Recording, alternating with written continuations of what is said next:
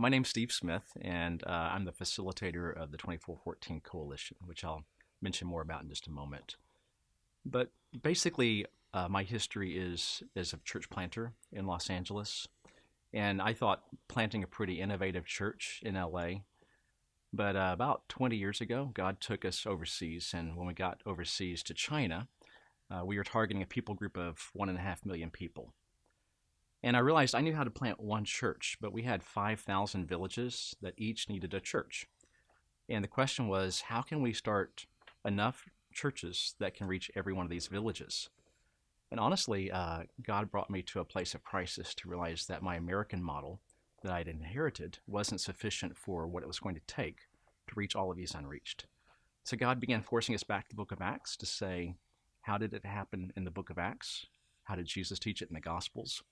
And we just kept going back to these biblical principles of basic discipleship, church formation, leadership development. And out of that, God began to really cause a movement to emerge. And then by 2008, I pulled together a global consortium of trainers and CPM and practitioners from around the world. We met in Singapore.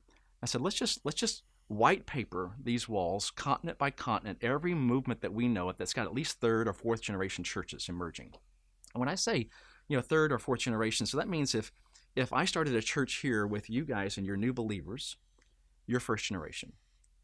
If I train you and you go out and share the gospel and you start a new church, then that's second generation, and then so on.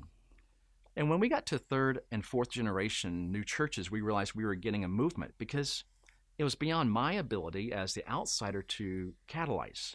It had to be something that God had put in their hearts.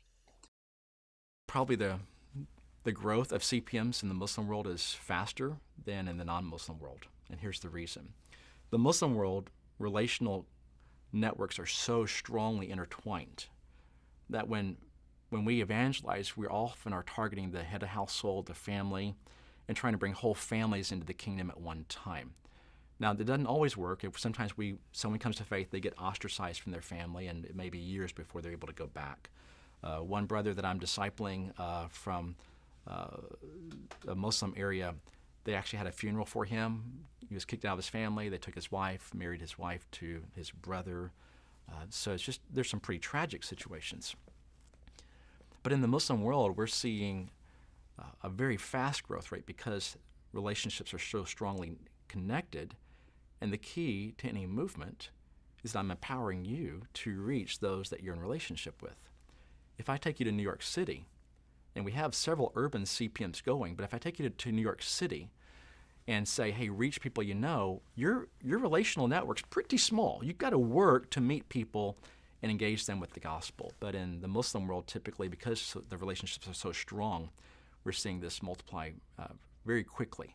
And there's always a tipping point where in the beginning days you have a few individuals and they're a little bit timid. But when I can't tell you how many times in Muslim CPMs the story goes like this. Muhammad comes to faith. He's worried. He's under pressure. He's kicked out of his family. But then someone in his family, a brother, oftentimes a father or an uncle, comes to faith. And here's what Muhammad says. When I believed by myself, I didn't know if I could stand. But when my father, when my brother, when my uncle believed, the two of us, we could stand against anything. In fact, one brother in one Muslim movement to Christ, he said it this way. He said when he baptized his best friend, whom he spent several nights, just all night going through the Word of God together, they'd stay up, they'd discuss every issue. Well, can Jesus be the Son of God? All of those things.